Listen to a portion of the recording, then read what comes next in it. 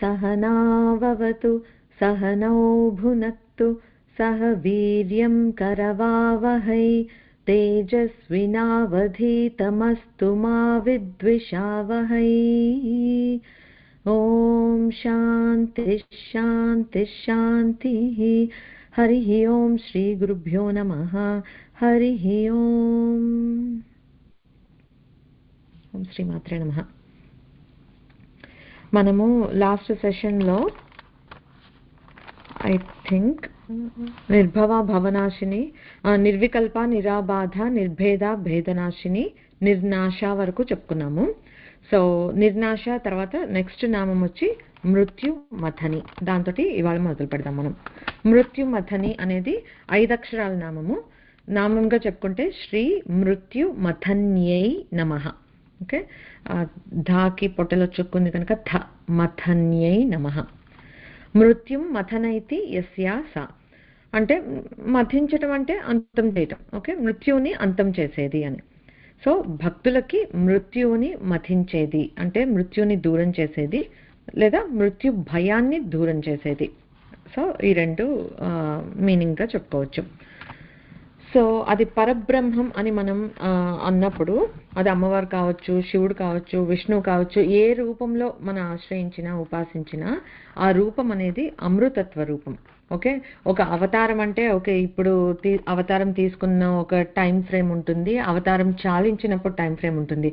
But ఏ పరమాత్మ అయితే ఈ అవతారం తీసుకుని వచ్చిందో ఆ పరమాత్మకి మాత్రం అసలు ఎండింగ్ అనేది లేదు. రైట్, అందుకని అమృతత్వం అనమాట. అంటే మృత్యువు అనేది లేనిది అమృతత్వం. సో అమృతత్వ రూపం అంటే పరబ్రహ్మ రూపం అంటే అమృతత్వం అనమాట. సో మనం మృత్యువుకి వాళ్ళు ఆ పరబ్రహ్మని మన ఏ రూపంలో మళ్ళీ అగైన్ ఉన్నది ఒకటే పరబ్రహ్మం. మనం ఉపాసన కోసం ఏ రూపాన్ని అయితే ఆశ్రయిస్తున్నామో వాళ్ళకి ఆ పరబ్రహ్మ రూపానికి అమృతత్వమే ఉంది. దానికి ఒక మృత్యువు ఒక ఎండింగ్ అనేది లేదు. ఆ మృత్యువుకి అతీతంగా ఉన్న పరబ్రహ్మం కనుకే మనల్ని కూడా ఎప్పటికైనా మృత్యువుకి అతీతంగా చేయగలిగే శక్తి ఉంది. అంటే ఒడ్డున ఉన్న వాళ్ళు మనకి చెయ్యి అందిస్తే పైకి లాగగలుగుతారు. నీళ్లలో మనం మునిగిపోతుంటే వాళ్ళు మనతో పాటు కొట్టుకుపోతుంటే వాళ్ళు మనల్ని ఎక్కడికి తీసుకెళ్ళగలుగుతారు, ఏం ఆసరా ఇవ్వగలుగుతారు. సో అమ్మవారు మృత్యువుకి అతీతంగా ఉంది కనుక మనకి కూడా మృత్యువుని తప్పించగలిగే శక్తి సామర్థ్యం అమ్మవారికి ఉంది అని అనమాట. సో మనకి అందరికీ ఇప్పుడు మృత్యువు అపమృత్యువు అని అనగానంటే మృత్యు తొలగాలి అని అనుకోగానే ఫస్ట్ థింగ్ మనకి అందరికీ కూడా స్ట్రైక్ అయ్యేది ఏంటి అంటే మృత్యుంజయ మంత్రం. ఓం త్రయంబకం యజామహే సుగంధిం పుష్టివర్ధనం ఉర్వారుకమివ బంధనాత్ మృత్యోర్ ముక్షీయం అమృతాత్. అంటే సో మనము శివుడిని మృత్యుంజయుడిగా మనం కొలుస్తున్నాం. ఓకే, అది శివుడికి సంబంధించిన మృత్యుంజయ మంత్రం. దాన్ని మనం జపించడం చాలా వరకు చూస్తూ ఉంటాం. అయితే ఇక్కడ శివుడి మృత్యుంజయుడు అని అన్నాము. మరి శివుడి అర్ధభాగమైన అమ్మవారు కూడా సర్వవ్యాధి ప్రశమని సర్వ మృత్యు నివారిణి, అన్ని రకాల మృత్యువుల్ని తప్పించగలిగే అమ్మవారు. సో ఆ మృత్యుంజయుడు అనేది శివుడికి ఎంత అయితే వర్తిస్తుందో ఆ టైటిల్ అమ్మవారికి కూడా అంతే వర్తిస్తుంది అనమాట. సో మనకందరికీ తెలిసిన స్టోరీ, ఈ మృత్యుంజయుడికి సంబంధించిన స్టోరీ మనకి తెలిసింది అని అంటే ఒకటి ఈ గరళాన్ని తీసుకొని అలా మృత్యువుని దాటగలిగాడు శివుడు. అంటే అమృతత్వం తనంతా అమృతత్వం కనుక విషం తీసుకున్నా కూడా అది ఇంపాక్ట్ చేయలేదు అని, దానికి ఒక మృత్యుంజయుడు అనే దానికి ఒక మీనింగ్. బట్ ఇంకొకటి మనకి బాగా తెలిసిన కథ ఏంటి అని అంటే మార్కండేయుడి స్టోరీ. ఓకే, ఆ మార్కండేయుడు అనేవాడు ఒక 16 సంవత్సరాల వరకే ఆ ఆయుష్ అనేది ఉంది. ఆ తర్వాత లేదు. అది వాళ్ళ నాన్నగారికి తెలుసు ముందు నుంచే. సో చాలా ప్రయత్నాలు చేశాడు ఆ మృత్యువుని అపమృత్యు ఇదిని తొలగించడానికి అని చెప్పేసి వచ్చిన ప్రతి మహామునులందరూ వచ్చేవాళ్ళు మృకుండు మహర్షి దగ్గరికి. వస్తే వాళ్ళందరికీ దండం పెట్టించేవాళ్ళు. దండం పెడితే ఎవ్వరూ చిరంజీవ దీర్ఘాయుష్మాన్ భవ అని విద్యావాన్ భవ లేకపోతే జ్ఞానవాన్ భవ అట్లా దీవించేవాళ్ళు అనమాట. సో కానీ ఆయన మాత్రం ప్రయత్నం విడవకుండా పెద్దవాళ్ళు ఎప్పుడు ఎవరి నోటి మహిమ ఎంత ఉంటుందో అంతంత తపస్సులు చేసే మహర్షులకి వాళ్ళ తపశ్శక్తితోటి తలరాతను కూడా తిప్పి కొట్టగలిగేంత శక్తి ఉంటుంది అనమాట. అందుకే మన సంప్రదాయంలో మన సనాతన ధర్మంలో లెర్న్డ్ పీపుల్, ఈవెన్ ఏజ్ లేకపోతే మనకన్నా వైజ్ పీపుల్ అయితే, మనకన్నా చిన్నవాళ్ళైనా కూడా వాళ్ళలో ఉన్న విద్వత్తుకి నమస్కారం చేయటం అనేది మనకి అలా వచ్చింది. ఆ నమస్కరిస్తే ఒక దీవెన అనేది మనకి దొరుకుతుంది. అందుకే ఇప్పుడు కూడా మనం పిల్లలకి ఏం చేయాలి అని అంటే అలవాటు చేయగలిగితే, very unfortunate that we're moving away from it. At least మనం ఇంకా ప్రాక్టీస్ చేస్తూ ఉంటే వాళ్ళకి కొంచెం చూసి ఎప్పటికైనా నేర్చుకుంటారేమో. పెద్దవాళ్ళని మనం కలిసాము అని అంటే హాయ్ హలో అని చెప్పించడం కాకుండా చక్కగా నమస్కారం చెప్పించి కాళ్ళకి దండం పెట్టించి, వీలైతే లేకపోతే ఫోన్ చేస్తే కూడా ఓ నమస్కారం చెప్తే దీవెనని అట్రాక్ట్ చేస్తుంది. నువ్వు హాయ్ అంటే హాయ్ అనే వస్తుంది, హలో అంటే హలో అని వస్తుంది వెనక నుంచి, అంతే కదా. ఒక నమస్కారానికి మాత్రమే చిన్నపిల్లలు అయితే చక్కగా దీవెనలు దొరుకుతాయి మనకి. ఆ పెద్దవాళ్ళు ఉండి నోరార దీవించి వాళ్ళు ఉండగలగటం మన అదృష్టం. So we have to make use of that and make it a habit for kids also అనమాట. సో బేసిక్గా ఇప్పుడే అలాగా మార్కండేయుడు వచ్చిన ప్రతి ఒక్కరికి, ఆశ్రమానికి విజిట్ అయ్యే ప్రతి ఒక్క ఋషులకి నమస్కారం పెడుతున్నాడు, అందరు ఇచ్చేస్తున్నారు. ఒక రోజు మాత్రం సప్త ఋషులు వచ్చారు, వాళ్ళకందరికీ సేవ చేసుకున్నాడు. ఈ మార్కండేయుడు వెళ్ళి నమస్కారం పెట్టగానే, దండం పెట్టగానే అందరూ ముక్త కంఠంతో చిరంజీవ అని దీవించారు. అనేటప్పటికి నారదుడు కూడా ఉన్నాడు. అదేంటి ఇతనికి ఉన్న శాపం అంటే తలరాత. ఓకే, శాపం కూడా కాదు యాక్చువల్గా. మీకు పుట్టినప్పుడే మురుకుండ మహర్షికి ఆప్షన్ ఇచ్చాడు.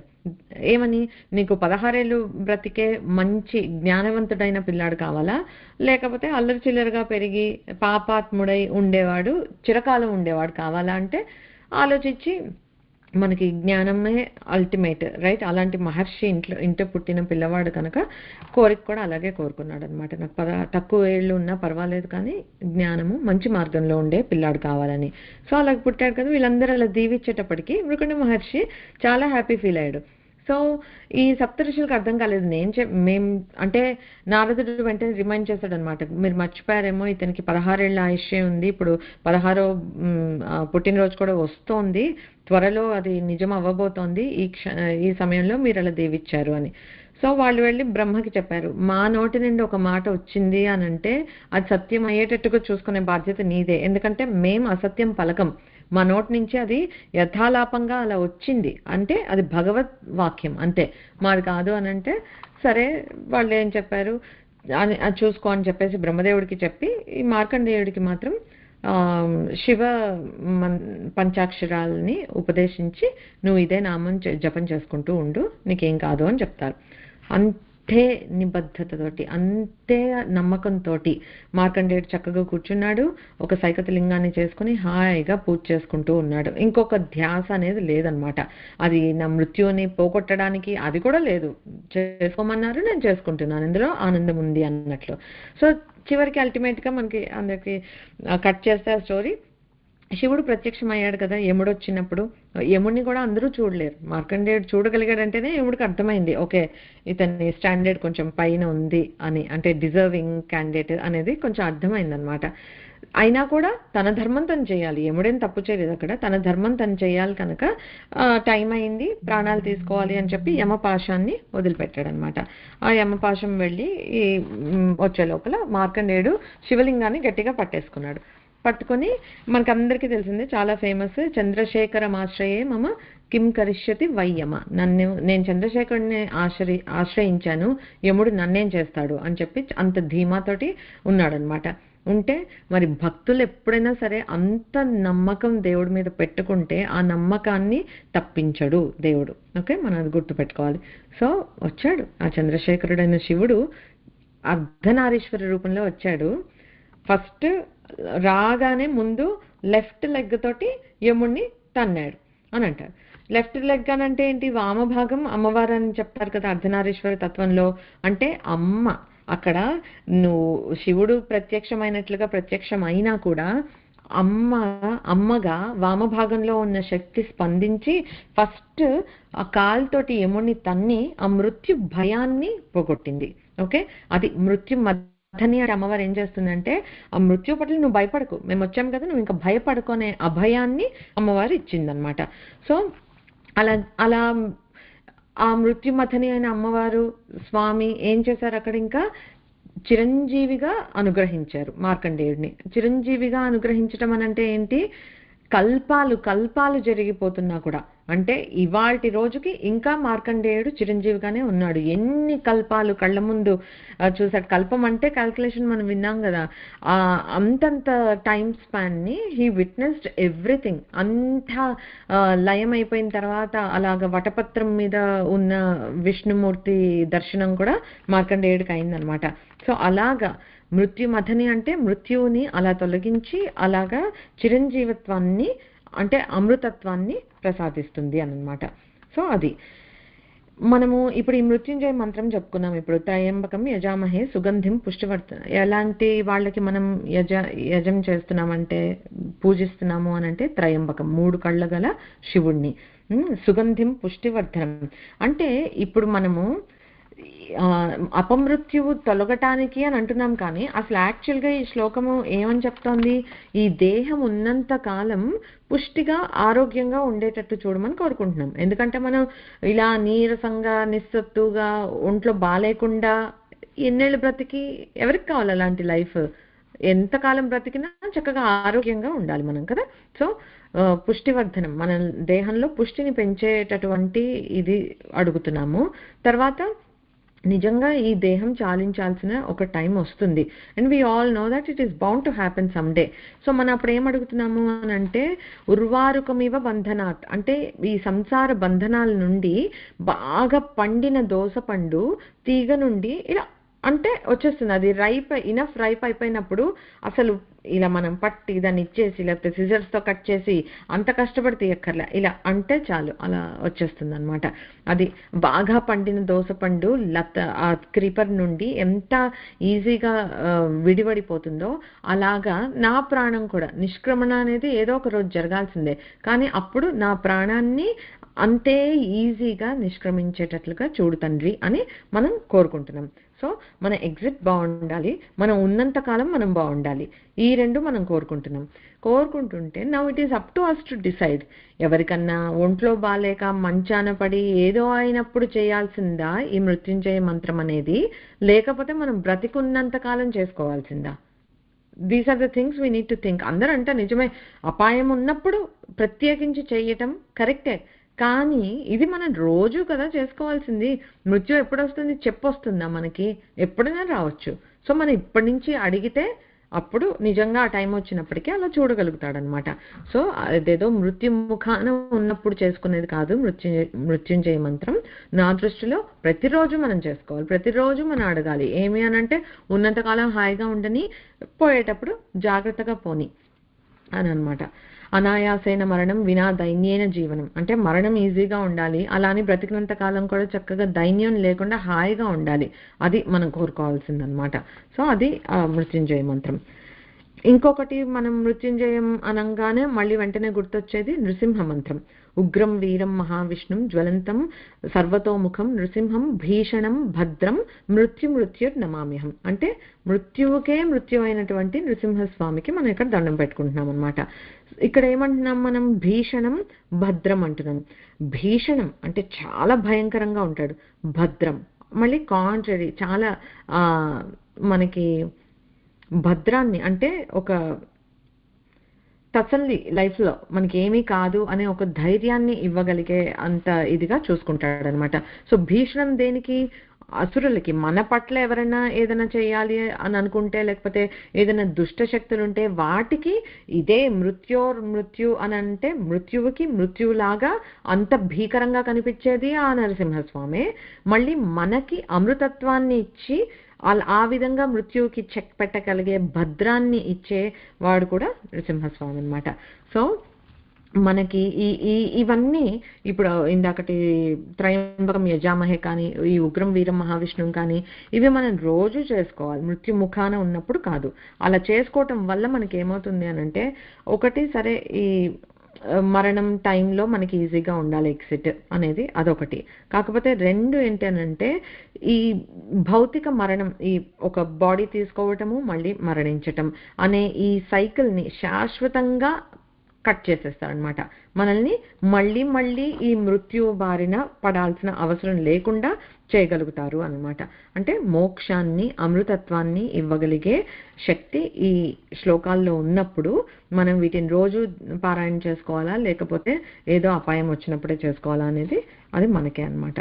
కాకపోతే మనం పరమాత్మని అలా ఆశ్రయిస్తే మృత్యుమథని అయిన అమ్మవారు ఏం చేస్తుంది అనంటే ఈ అజ్ఞానమే మృత్యు, అవిద్య, వాటిని తొలగించి ఆ జ్ఞానాగ్నితోటి మనల్ని మృత్యువుకి అతీతంగా అంటే అమృతమయంగా చేసేస్తుంది అనమాట. అందుకే మనం చాలా చిన్నప్పటి నుంచి మనం నేర్చుకున్నాం ఇవి. అసతోమ సద్గమయ, తమసోమ జ్యోతిర్గమయ, మృత్యోర్మ అమృతం గమయ. అంటే ఎంత బ్యూటిఫుల్ ఇది చూడండి. మనం ఏమి తెలియకుండా చిన్నప్పుడు స్కూల్లో మనకి ప్రేయర్స్లో అట్లాగా నేర్చేసుకున్నాం. కానీ అసత్ నుండి సత్కి గమయ తీసుకుని వెళ్ళటం. ఓకే, తర్వాత తమస్సు నుండి అంటే చీకట్ల నుండి జ్యోతికి అంటే అజ్ఞానం నుంచి జ్ఞానానికి తీసుకుని వెళ్ళటం. అలాగే మృత్యువు నుండి అమృతత్వానికి, మృత్యోహో మా అమృతం గమయ అంటే అమృతత్వం వైపు మనల్ని నడిపించటం అనేది అనమాట. సో మనం చేసే పూజలు, సాధనలు దేనికి పనికొస్తాయంటే ఇవి అడగాల్సింది మనం ఈసారి విత్ ఇంటెన్షన్. అసతోమ సద్గమయ, తమసోమ జ్యోతిర్గమయ, మృత్యోర్మ అమృతం గమయ అంటే ఇలా మనము ఇంటెన్షన్ తోటి అడిగితే నౌ వి అండర్స్టాండ్ అది వాట్ ఇట్ స్టాండ్స్ ఫర్ అనేది అనమాట. అయితే ఇప్పుడు మృత్యు అని అంటే ఓకే చనిపోవటము అనేది మనం చెప్పుకున్నాం. యాక్చువల్గా మృత్యు అని అంటే ఏంటి అని అంటే భయం, మృత్యువు పట్ల ఉండే భయం ఇట్ సెల్ఫ్ ఈజ్ మృత్యు అంతే. ఇప్పుడు నువ్వు చచ్చిపోతావు అని ఎవరికైనా మనం చెప్పేశామనుకో, అది తెలిసిపోతే ఆ భయంతో వాడికి ఇంకొక 6 నెలల ఆయుష్ ఉన్నా కూడా అదే ఆలోచనగా అదే ఇదిగా అయిపోయి డిప్రెషన్ వచ్చేసి నెలలోనే పోతారేమో. అంటే కొని తెచ్చుకుంటాం. మృత్యువు కన్నా భయంకరమైనది మృత్యు భయం. ఎందుకంటే మృత్యు ఒక్కసారే వస్తుంది. మృత్యు భయం వచ్చిందంటే మనం ఆ బ్రతికున్నంత సేపు మనం భయపడుతూనే ఉంటామన్నమాట మృత్యువుకి. ఇప్పుడు మనకందరికీ అసలు మృత్యు అంటే ఏంటో హౌ డు వీ నో? ఈ జన్మలో మనం పుట్టామంతే, మనకు చావటం లేదు. పక్కన వాళ్ళని చూస్తున్నాం కానీ we don't completely know their pain. ఎందుకంటే కొంతమంది పెయిన్తో పోతారు, కొంతమంది హాయిగా నిద్రలో పోతారు. So we don't completely understand మృత్యు అంటే ఏంటి, ఎక్స్పీరియన్స్ ఎట్లా ఉంటుంది అని. బట్ ఇది మనం ఎన్నో జన్మల్లో ఎక్స్పీరియన్స్ చేసే ఉంటాం. అందుకే ఇప్పుడు మనకి అదేమిటో తెలియకపోయినా కూడా ఒక మృత్యువు అని అనగానే మనకు ఒక భయం అనేది ఉంటుంది. ఓకే, సో పరీక్షిత్ మహారాజు అలాగా వారంలో చనిపోతామని తెలిసినప్పుడు శుక మహర్షి వెళ్ళాడు, భాగవతం చెప్పాడు, అదంతా మనకు తెలిసిందే కదా. అప్పుడు శుక మహర్షి ఏం ఫస్ట్ చెప్పాడు అని అంటే, నువ్వు ఫస్ట్ మృత్యువు నేను అంటే ఈ బాడీకి సంబంధించిన నేను చనిపోతాను అనే ఫీలింగ్ని ఫస్ట్ తీసేసాయి. ఎందుకంటే ఆ ఫీలింగ్ ఇట్ సెల్ఫే మృత్యు, అదే మృత్యువు, దానివల్లే నీకు భయం వస్తుంది. అది తీసేసావనుకో, ఈ నేను పోతాను అనే ఫీలింగే లేనప్పుడు మిగిలిందేంటి, ఒకటే ఆత్మతత్వం, అది మొత్తం అమృతత్వమే కదా. సో ఇంకా అందులో ఏం లేదు. సో బేసిక్గా మనం కూడా గుర్తుంచుకోవాల్సింది ఏంటంటే ఎప్పటికోకప్పటికి మృత్యు అయితే వస్తుంది, ఎలా రావాలో అని చక్కగా రోజు దండం పెట్టుకుందాము. అది వచ్చినప్పుడు ఏమవుతుందో అని బెంగ మాత్రం ఇప్పటి నుంచి పెట్టుకోకుండా ఉండే ప్రయత్నం చేయాలి. ఎందుకంటే మృత్యువు ఈ దేహానికే, ఆత్మకి కాదు అనేది మైండ్లో మనం గట్టికి పెట్టుకోవాలన్నమాట. సో మనము ఈ ప్రపంచంలో బ్రతికి ఉన్నంత కాలము ఏదో ఒక కర్మలు చేస్తూనే ఉంటాం. ఓకే, అది కర్తృత్వ భావనతో, అంటే నేను చేస్తున్నాను, నేను ఇలా చేశాను, అలా చేశాను, నేనైతే ఇంకా బాగా చేస్తాను, అలా నేను అనే ఫీలింగ్, కర్తృత్వ భావన, అది మనం తీసేసి అమ్మ చేపిస్తోంది, అమ్మ ఇలా నాకు ఆజ్ఞాపించిందా అని అనుకుంటున్నాను అంతే, అమ్మ చెప్పిందిగా భావించి చేస్తున్నాను అంతే. అంతకుమించి నేను అనేది లేదు. అంటే every second we're realising that మన చేత ఒక పని చేయబడుతోంది, ఈ మన అనే దేహంతో ఒక పని చేయబడుతోంది అంటే లోపల ఉన్న చిచ్చక్తి మూలంగానే. ఆ చైతన్యం మనలో లేని రోజున మనం ఏమీ చేయలేం. సో ఆ ఎక్నాలెడ్జ్మెంట్ మనకు ఉన్నప్పుడు ఏంటి అనంటే, ఒక ఆలోచన వచ్చింది అనంటే ఆ స్ఫురణ అమ్మవారు. యాదేరి సర్వభూతేషు బుద్ధి రూపేణ సంస్థిత. మనకి బుద్ధి ఒకలాగా పనిచేసింది అనంటే అది లోపలున్న చైతన్యం వల్లనే అవుతోంది. ఓకే, సో అలాగా మనం చేసుకుని నిష్కామ్యంగా, ఇప్పుడు నేను ఈ పని చేస్తాను, నాకు ఈ ఫలితం రావాలి అట్లా ఆశించకుండా, దాని నుండి కోరికలేం లేకుండా నా కర్తవ్యంగా, అంటే చేయవలసింది, కర్తవ్యం అంటే చేయవలసింది, ఆ కర్తవ్యంలాగా నా చేయవలసింది కనుక నేను చేస్తున్నాను, అంతేగాని I'm not expecting anything. Okay. Some of the things that we practice is పిల్లల్ని పెంచుతాము, మన కర్తవ్యంగా పెంచాలి వాళ్ళని. మనం ఈ లోకంలోకి తీసుకుని వచ్చాము, వాళ్ళు లైఫ్లో సెటిల్ అవ్వటం అనేది మన కర్తవ్యం. సో దానికోసం మనం కష్టపడతాము, వాళ్ళకి చేస్తాం. అంతేకాని ఇప్పుడు రేపు వాళ్ళు పెద్దయ్యాక వాళ్ళు నన్ను బాగా చూసుకోవాలి, నీకు చిన్నప్పుడు ఇంత చేశాను నేను, పెద్దయ్యాక నువ్వు ఇదేనా నాకు చేసేది, ఆ ఎక్స్పెక్టేషన్ మనం వదిలేసేయాలి.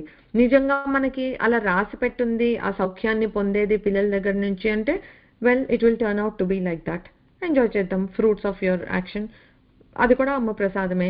లేదు వాళ్ళ దీంట్లో వాళ్ళ ప్రపంచంలో వాళ్ళు బిజీ అయిపోయారు, వాళ్ళకి మనం అక్కర్లేదు, దట్స్ ఆల్సో ఫైన్. అక్కడ మనం యాక్సెప్టెన్స్ అనేది అక్కడ యాక్సెప్ట్ చేయగలగాలన్నమాట. సో అలాగా నిష్కామ్యంగా మన కర్తవ్యాలని మనం నిర్వహిస్తూ నేను చేసింది నేను కాదు, అమ్మ నా చేతి చేపిస్తోంది అలా అనుకుంటే కనుక అదొక సాధన. అదే కర్మయోగం అంటే. సో తద్వారా ఏమవుతుందంటే మనం ఇంకా ఈ కర్మలు మనకేవి అంటట్లేదు, అంటే కర్మక్షయం అవుతుంది. కర్మక్షయం అయితే ఇక మళ్ళీ జన్మ తీసుకుని మళ్ళీ మృత్యువు పొందాల్సిన అనేది అవసరం రాదనమాట.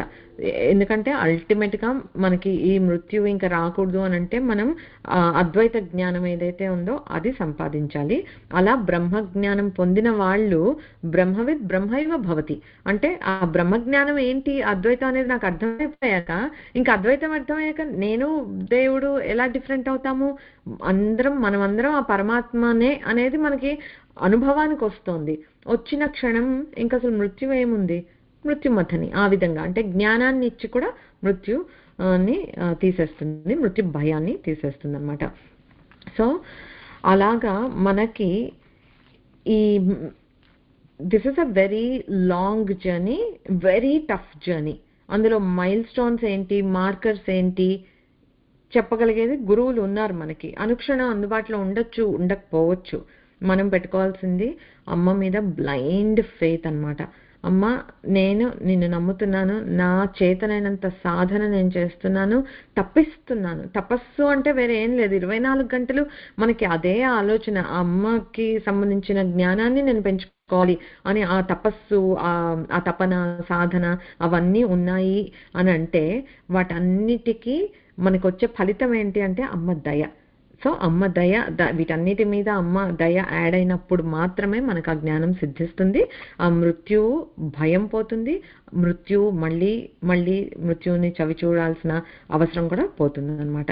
సో ఈ జీవుడు, మనలో ఉన్న ఈ ఆత్మ ఆ పరిపక్వతకి ఎప్పుడు వచ్చింది అని అమ్మ భావిస్తే తప్పకుండా యాక్సిలరేట్ అవుతుంది.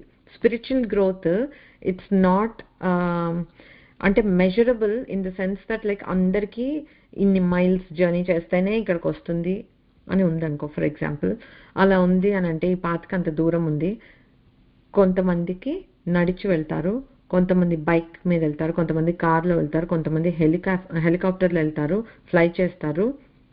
టైమ్ ఈజ్ యాక్సలరేటెడ్, జల్దీ రీచ్ అయిపోతున్నాం డెస్టినేషన్కి.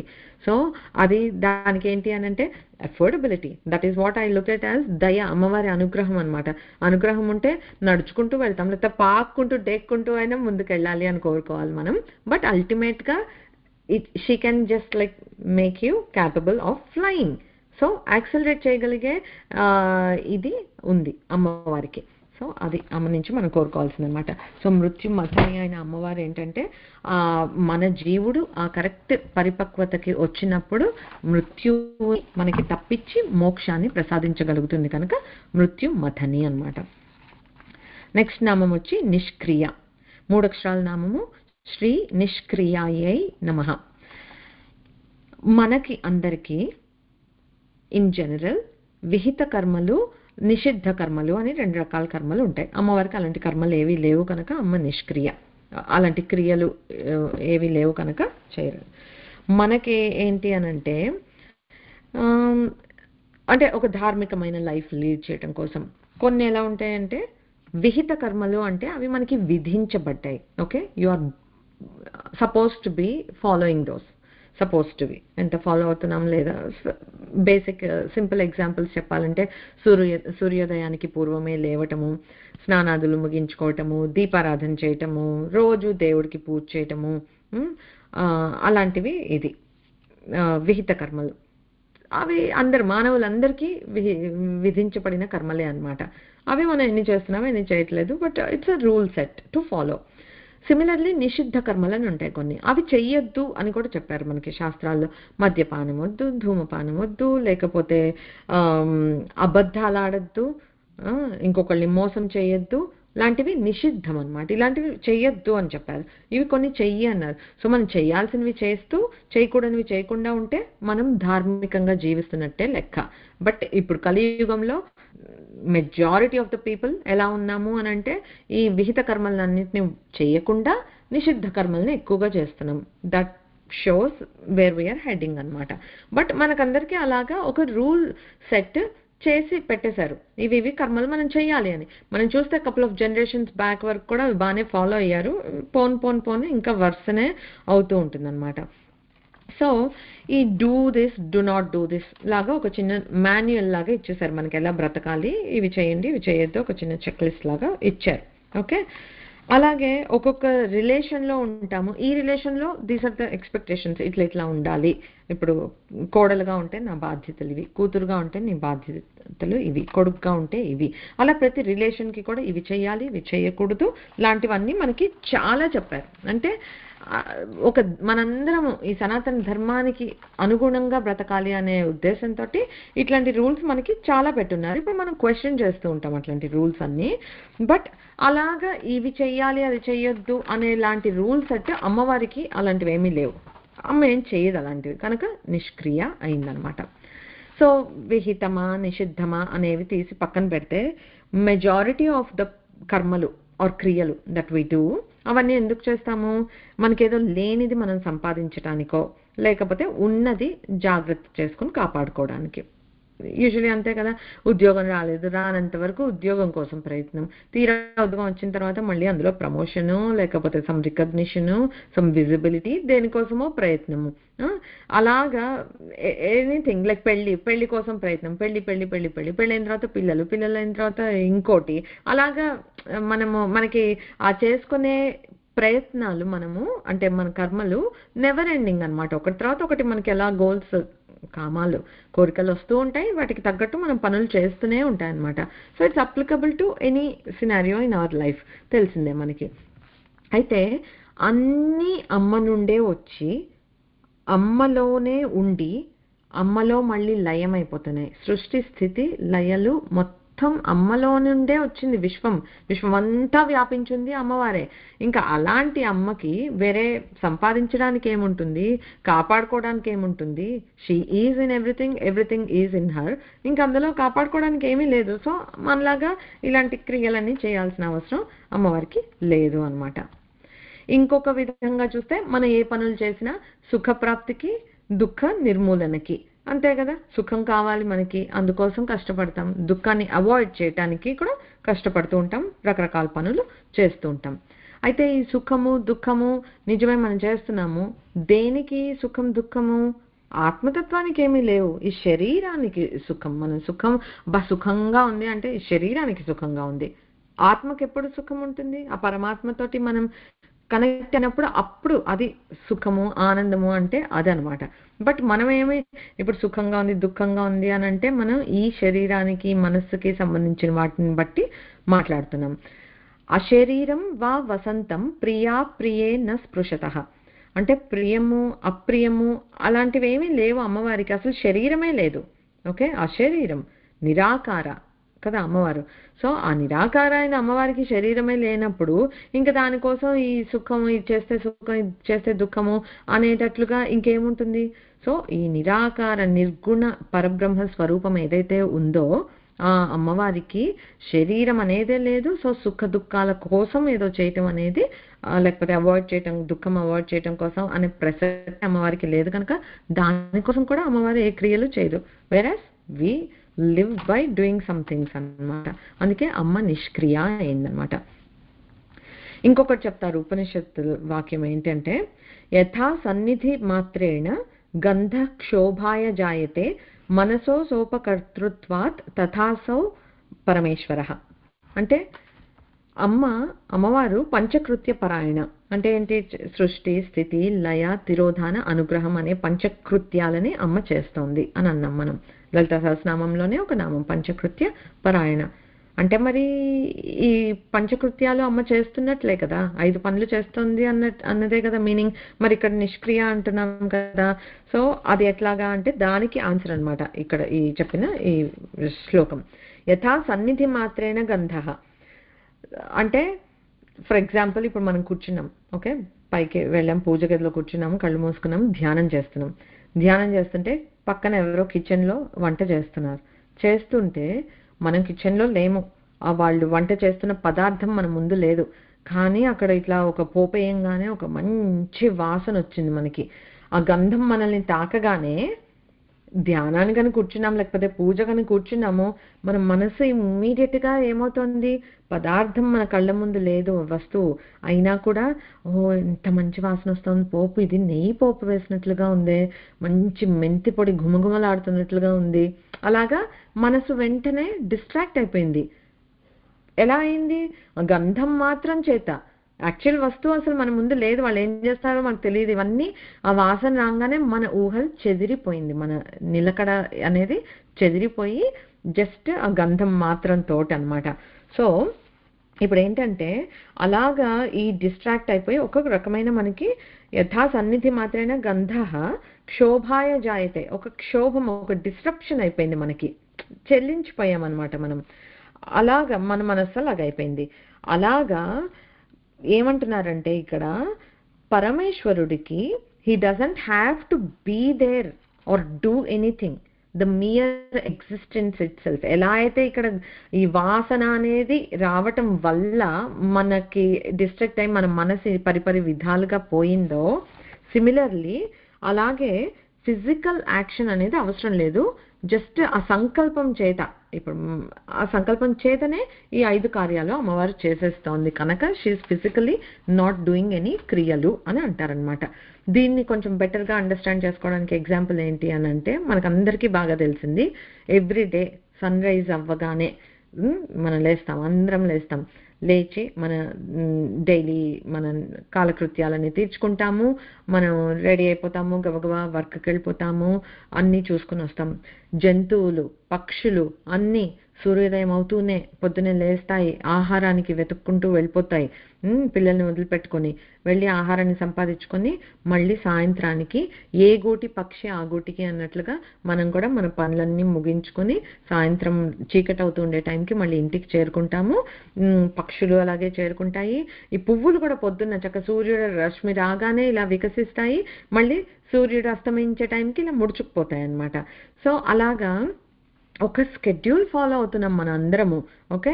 సో మళ్ళీ మనకి అన్ని పనులు మనం తలుచుకున్నవి లేకపోతే చేయాల్సినవి ఇవాళ అయిపోయాయా, ఇవాళ పడుకునేటప్పటికి రేపటికి ఇంత పెద్ద టు డూ లిస్ట్ పెట్టుకునే, ఏ రోజు పనులు ఆ రోజు అయిపోయాయి అమ్మయ్య అని అనుకుని పడుకునే వాళ్ళం ఎంతమంది ఉన్నాం. We always have a list of things to do tomorrow. Okay, ఇవాళకి చేయగలిగినంత చేసాము, మిగతా పనులు రేపు చూసుకుందాము అని చెప్పేసి ఆ లిస్ట్ అలా పెట్టుకుని మనం పడుకుంటాం, అవునా. మళ్ళీ సూర్యోదయం అయ్యాక మళ్ళీ పొద్దున్న లేచి చేస్తున్నాం. అంటే సూర్యోదయం నుండి సూర్యాస్తమయం వరకు మనం అందరం ఈ సృష్టిలో మనుషులు, జంతుజాతి, పక్షుజాతి అందరము బిజీగా యాక్టివ్గా ఉంటున్నాము. సూర్యుడు అస్తమించే టైంకి మనం అందరం మళ్ళీ క్లోజ్ అయ్యి రిలాక్స్ అయిపోతున్నాం, ఓకే. అంటే ఇన్ని పనులు మనం సూర్యోదయం బిట్వీన్ సూర్యోదయం అండ్ సూర్యాస్తమయం చేస్తున్నాము అని అంటే అవన్నీ సూర్యుడు చేస్తున్నట్ట? లేదు కదా. మియర్ ఎగ్జిస్టెన్స్ ఆఫ్ సూర్యుడు is motivating all of us to do. ఒక రిథంలో ఉన్నాం మనం, సూర్యుడు చేయట్లేదు కదా. సిమిలర్గా భగవంతుడు సంకల్పం ఉంది అక్కడ, అంతే. దాంతోటే సృష్టి స్థితి లయాలు ఇవన్నీ ఆటోమేటిక్గా జరిగిపోతున్నాయి అంతే. ఆ సూర్యుడు ఎలా అయితే మన పనులేవి చేయలేదో, సిమిలర్లీ ఈ సృష్టి స్థితి లయాలు కూడా అమ్మవారి సంకల్పంతో అన్నీ అలా జరిగిపోతూ ఉంటాయి అని అనమాట. అందుకనే అమ్మవారు ఎప్పుడు నిష్క్రియానే, పంచకృత్య పరాయణ అన్నారు కదా అని 5 కర్మలు చేస్తూ కూర్చుంటోంది అమ్మ అనే కాదు, నిష్క్రియానే అవుతుందన్నమాట. ఎందుకంటే పరమాత్మ mere existence will make this happen అనమాట.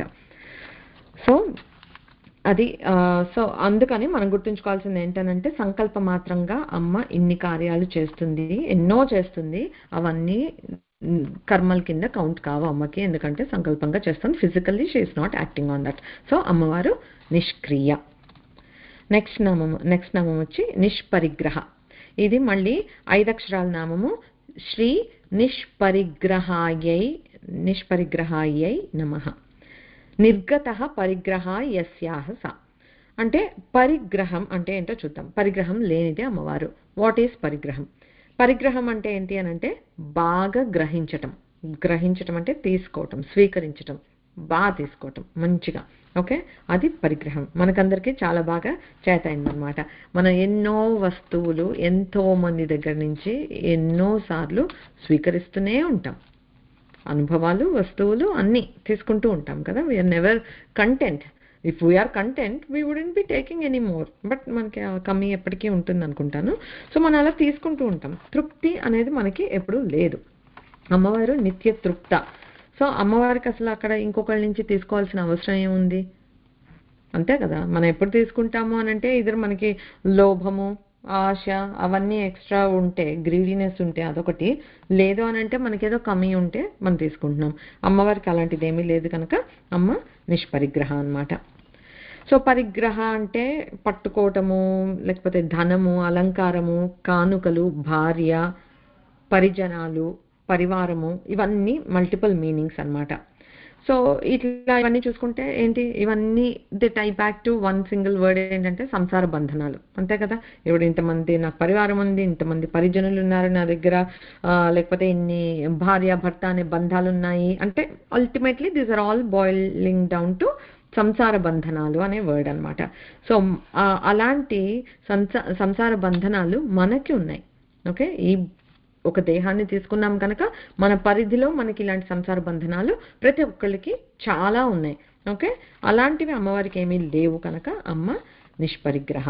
ఓకే, నెక్స్ట్ ఈ ధనధాన్యాలు అని చెప్పుకున్నాం, అలంకారాలు, ఇవి కూడా మీనింగే పరిగ్రహ అంటే. దానికి ఏం చెప్తున్నారంటే యస్యాస్తు పార్శ్వభాగేతు నిధితౌ శంఖ పద్మకౌ నవరత్న మహానద్యా స్తదావై కాంచన స్రవ అని చెప్తున్నారు. అంటే అమ్మవారి పక్కనే శంఖం, పద్మం వంటి నవనిధులు ఉన్నాయి అని. అందరం నవనిధికే దాత అని చాలీసాలు అట్లా మనకు తెలుసు, నవనిధులు అని విన్నాము. Just quick run down. నవనిధులు ఏంటి అని అంటే పద్మం. అగైన్ నిధులు అని అంటే ఎప్పుడు వెల్త్ అంటే ఇట్స్ నాట్ జస్ట్ డబ్బులు అండ్ బంగారం, అదే కాదు. So we'll see what those నిధులు అనమాట. ఫస్ట్ది పద్మం అంటే బంగారము, అలాంటి వెండి లాంటి మెటల్స్ తోటి ఉన్న నిధి. మహాపద్మం వజ్రాలు, కెంపులు, బోల్డ్ రత్నాలు అవన్నీ ఉండే నిధి మహాపద్మం. శంఖనిధి అని అంటే ఏంటంటే ఆధ్యాత్మిక సంపద, కీర్తి, ఇట్లాంటివి ఆహారంకి సంబంధించినవి అలాంటివన్నీ ఉంటాయి. సో సి వెల్త్ అని అంటే జస్ట్ హ్యావింగ్ మనీ లేకపోతే గోల్డ్ ఆభరణాలు అలా కాదనమాట. అది కాదు సంపద. ఆధ్యాత్మిక సంపద శంఖనిధిలో ఉంది. మకర నిధి అదేంటంటే ఆయుధాల వినియోగించటంలో ఒక నైపుణ్యం కలిగి ఉండటము, శక్తి కలిగి ఉండటము, అందరి మీద సార్వభౌమాధికారం అంటే ఒక రాజులాగా వ్యవహరించగలిగేటట్లుగా ఉండే ఈ క్యాపబిలిటీస్, ఇవన్నీ కూడా వెల్త్ అన్నమాట. ద వెల్త్ ఆఫ్ పవర్, ఇవన్నీ అన్నమాట. సో అలాంటివి ఇక్కడ ఉన్నాయి. నెక్స్ట్ కచ్చపం, అదొక నిధి.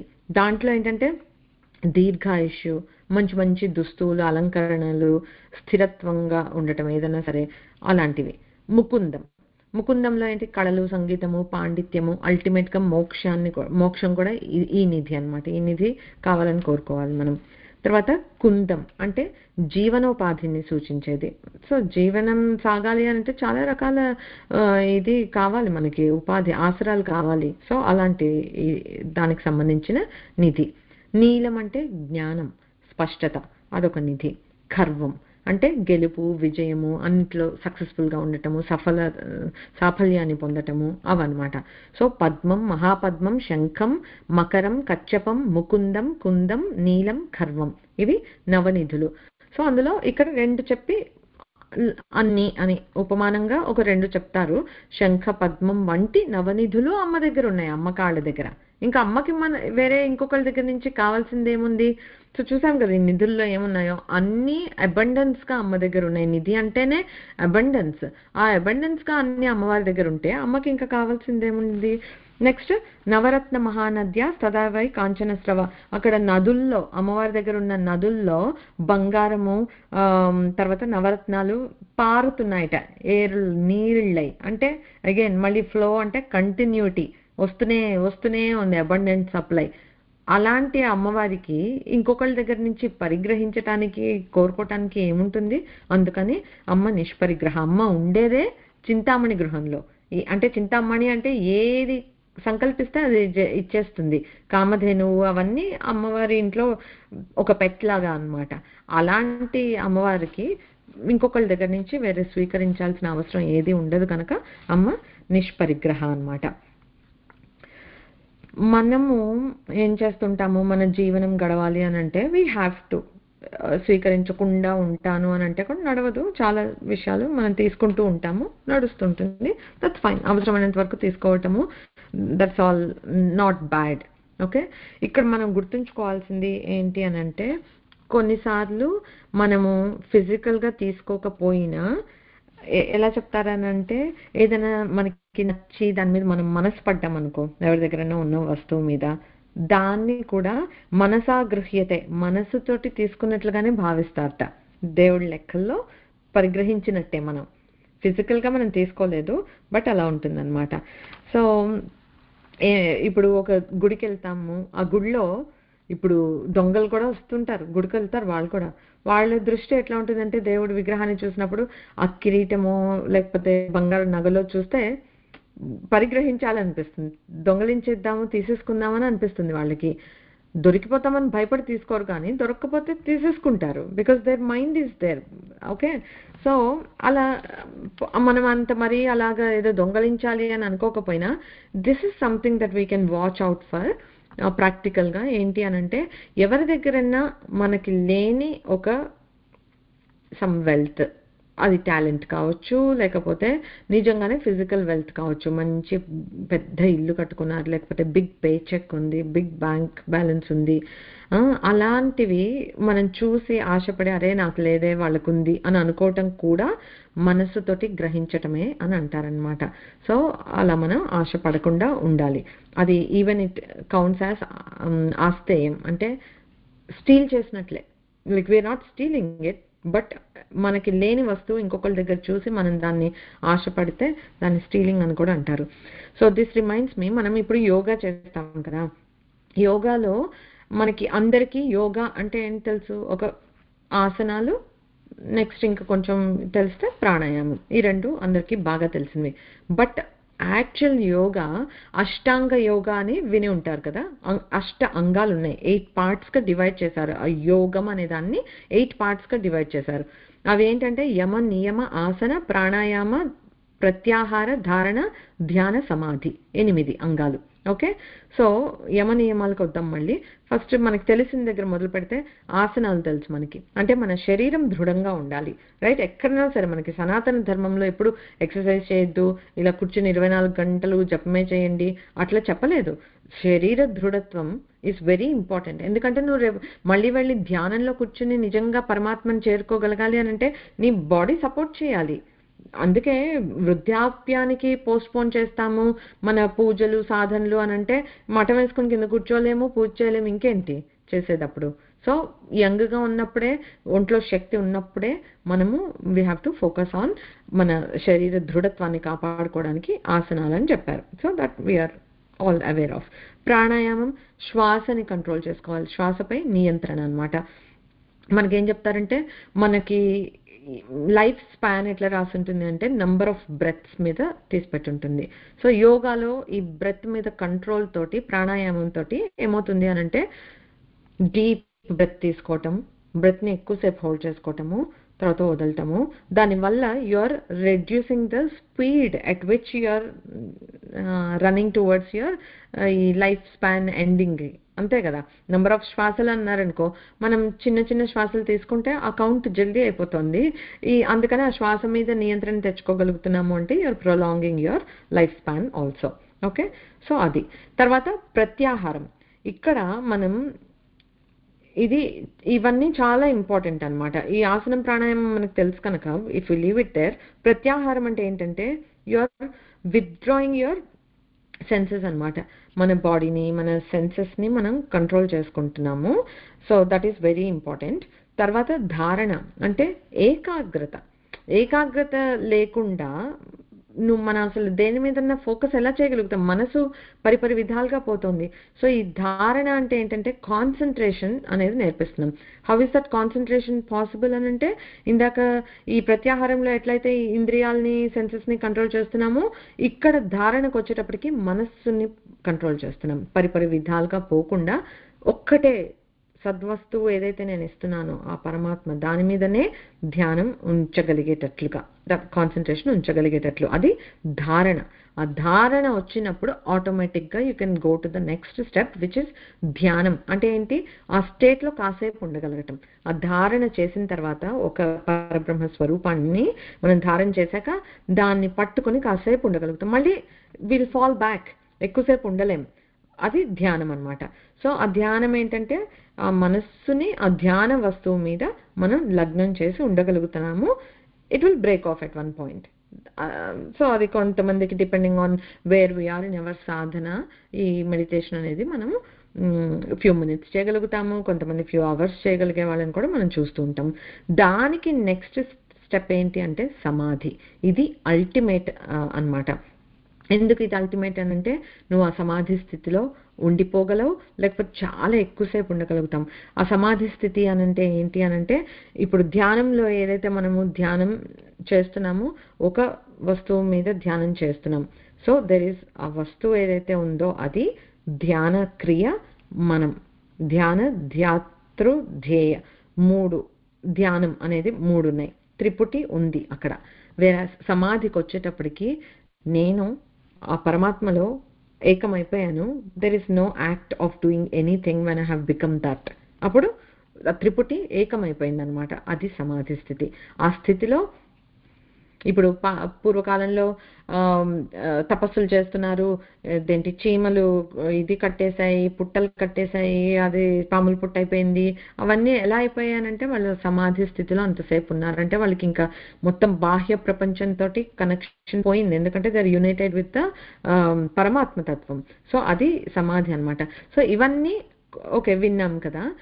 యమ నియమాలనైతే ఏవైతే అన్నారో అవి యమ నియమ అని చెప్పేశారు కదా. నియమాలు ఏంటి అని అంటే ఇట్స్ యువర్ పర్సనల్ డిసిప్లిన్ అన్నమాట. అంటే శౌచం, ఎప్పుడు మనం క్లీన్లీనెస్ అనేది ఉండాలి, మనలో ఉండాలి, మన చుట్టూతాను ఉండాలి. సో ఆ క్లీన్లీనెస్ అనేది ఇంపార్టెంట్. సంతోషంగా ఉండాలి. ఎప్పుడు చికాకు పడుతూ ఉండే మనసుతోటి నువ్వు ఆసనాలు వేయగలుగుతావా, ధ్యానం చేయగలుగుతావా, ఏం చేయగలుగుతాం? సో సంతోషం. తపస్సు అంటే ప్రాక్టీస్, తపన. ఫస్ట్ తపస్సు అంటే కూర్చుని ఏదో వెళ్ళిపోతే అది సమాధి. తపస్సు అంటే ఏంటి అని అంటే కాన్షియస్ అవేకన్ మైండ్ తోటి మనం అదే తప్పిస్తూ ఉండాలన్నమాట. అమ్మ మాట వినాలి, అమ్మ పాట పాడాలి, అమ్మ గురించే చదవాలి, ఏం చేసినా అమ్మ అమ్మ అమ్మ అమ్మ అమ్మ, అదే తపస్సు. తపస్సు అంటే వేరే ఏదో కూర్చుని ఈ సమాధి స్థితిలోకి వెళ్తేనే తపస్సు కాదు. తపస్సు అంటే నిరంతరం తప్పిస్తూ అమ్మ అమ్మ అమ్మ అమ్మ తప్పించి నాకు ఇంకేం అక్కర్లేదు అలా అనుకోవటం. అది.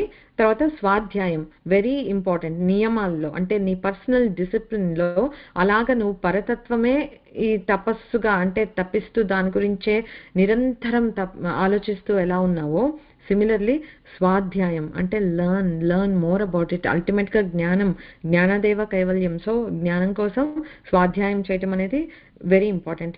ఈశ్వర ప్రణిధానం అంటే ఈశ్వరుడిని నమ్ముకుని అంటే ఈ పూజలు మన సాధనలు అవన్నీ చేయటం.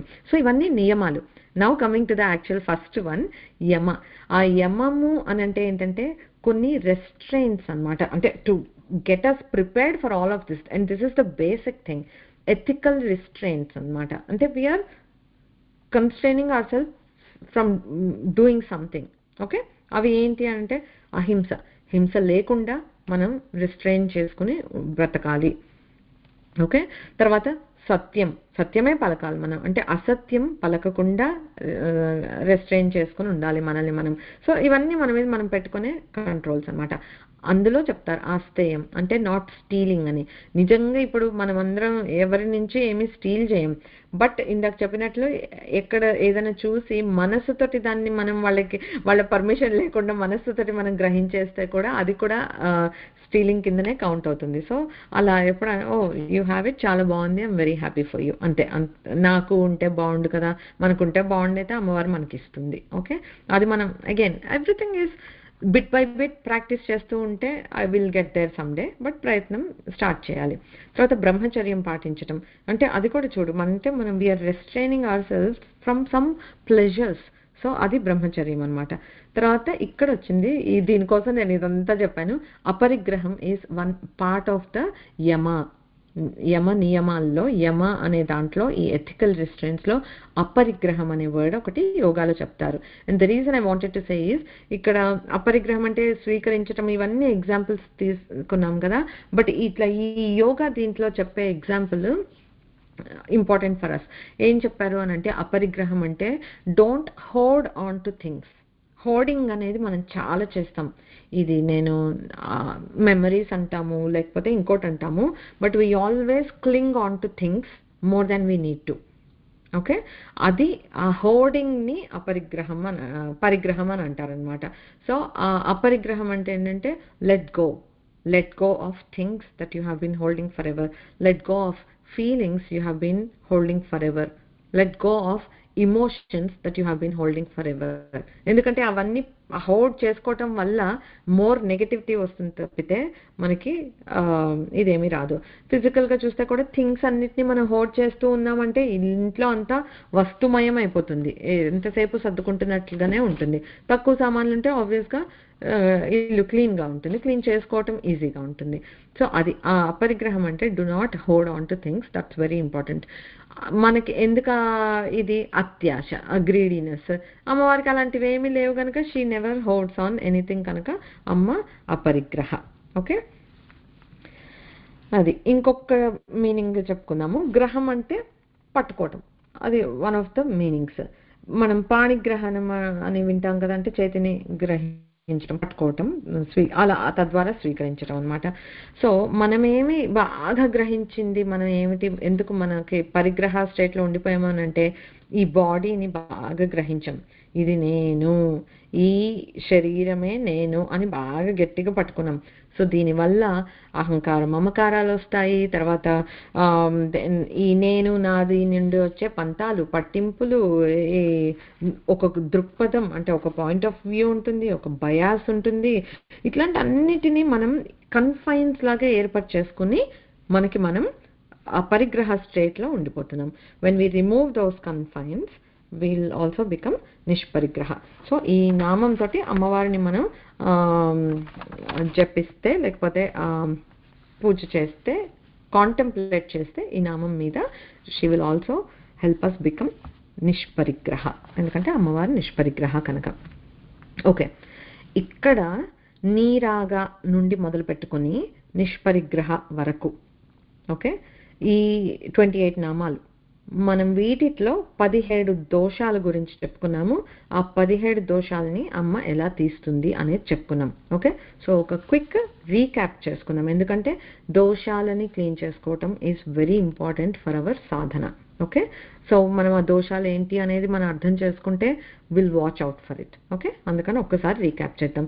పాలు మనం స్టవ్ మీద పెడుతున్నాము, ఆ గిన్నె మంచి గిన్నెలో క్లీన్ చేసుకొని కడిగిందే అయినా కూడా మళ్ళీ ఒకసారి నీళ్లతో తొలిచి పెడతాం, ఎందుకంటే పాలు విరిగిపోతాయేమో అని భయం. పాత్రత, దట్స్ కాల్డ్ పాత్రత. మనం అమ్మవారి సాధనకి పాత్రతని సంపాదించుకోవాలి అని అంటే ఈ నెగటివిటీస్ని మనమంతా దూరం చేసుకోలేం, అమ్మ దూరం చేస్తుంది. అవి ఏంటో తెలుసుకొని వాటికి కొద్దిగా మనం భయపడి కొద్దిగా దూరం పెట్టడం చేస్తే, లైక్ ఐ సెడ్ ఇందాక, మనం ఎంత సాధన చేస్తుంటే అమ్మ అనుగ్రహం కూడా మనకు అలా ఉంటుందన్నమాట.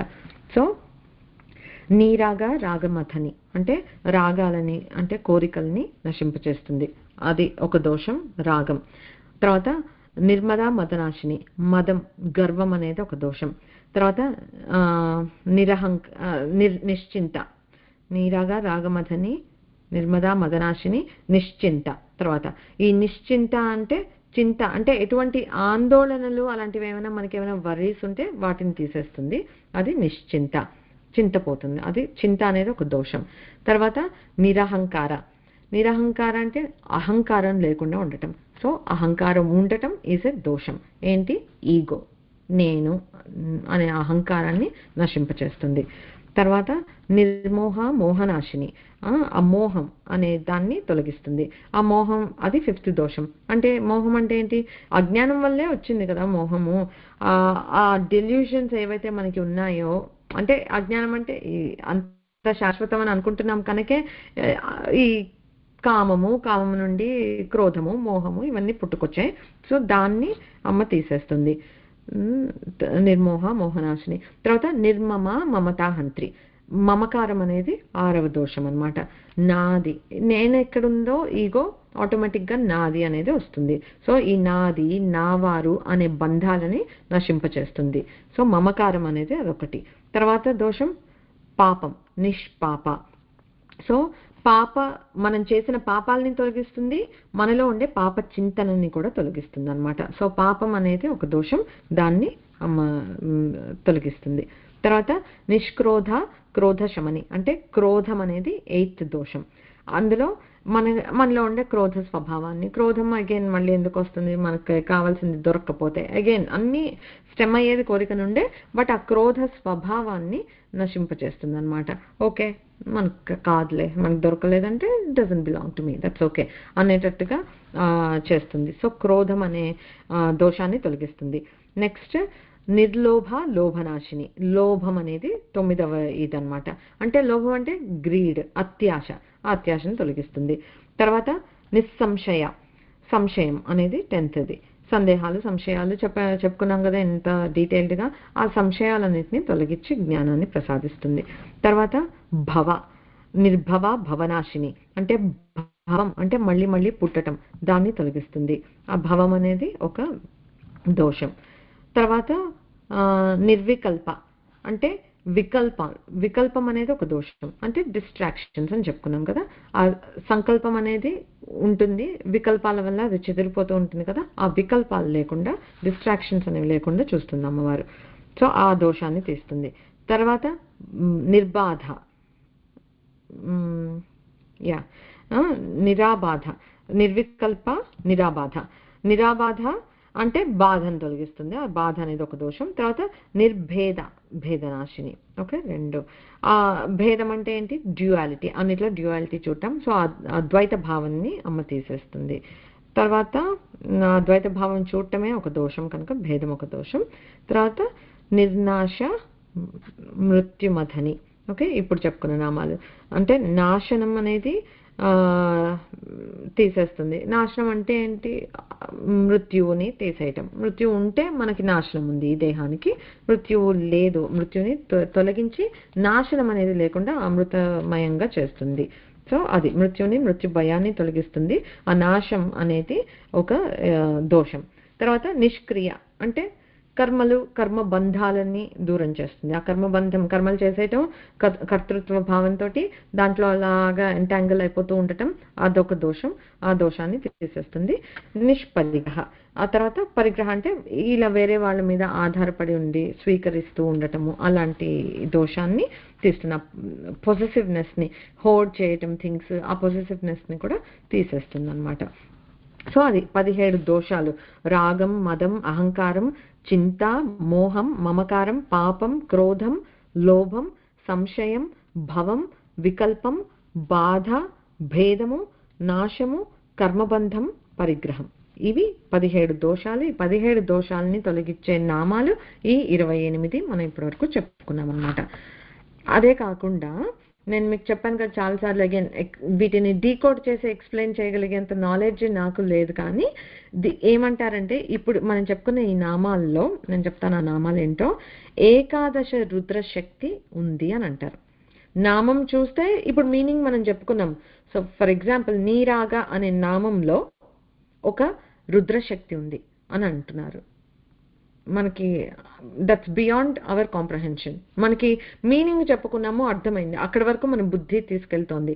కానీ ఆ నీ రాగ అనే పదాలలో దాన్ని డీకోడ్ చేసి చూడగలిగితే అందులో ఒక నిక్షిప్తంగా ఒక ఏకాదశ రుద్ర శక్తులు కొన్ని నామాల్లో ఉన్నాయి అని చెప్తున్నారు. అది కూడా I found it interesting, so I want to share it ఒకసారి క్విక్గా. ఓకే, అది నీరాగ అనే నామం ఫస్ట్ది. అందులో ఉన్న రుద్రుడు, ఏకాదశ రుద్రుల పేర్లు, ఆ రుద్రుడు శక్తి పేరు చెప్తాను. తాత్వికంగా వాట్ డస్ ఇట్ మీన్ అనేది కూడా క్విక్గా చెప్పేస్తాను, ఎందుకంటే ఇట్స్ బిల్డప్ ఆన్ ఇప్పుడు చెప్పుకున్న వాటి మీదనే బేస్ చేసుకుని ఉంది కనుక. ఓకే, నీరాగ అనే నామం ఉంది.